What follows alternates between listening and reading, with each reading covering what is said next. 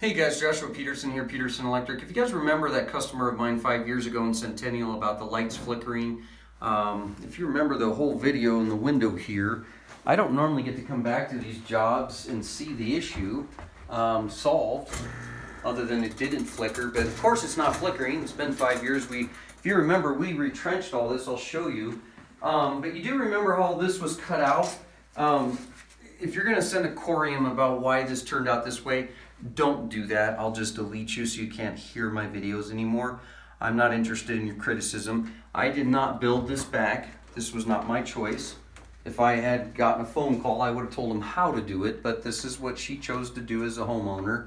Of course, this was done after the inspection, so nobody saw it. But if she goes to sell her house, she's going to have to take these shelves out, put all this in a box, and most likely she won't have an issue with the depth, but the width, of course, all of us electricians know 110.26 says you have to have more clearance left to right in your shoulder. So she could always take the door off because the panel is flush here.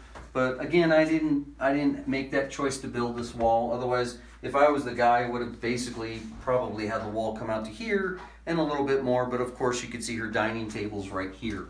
So anyways, that's how it turned out, because we had to go up and over and down. And a lot of you guys have asked me questions on, you didn't show a final video.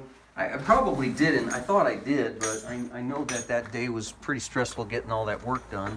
So how that ended up turning out was we ended up getting a disconnect box right here put on, and we're going to have to secure that because she just got siding done as of the last couple weeks.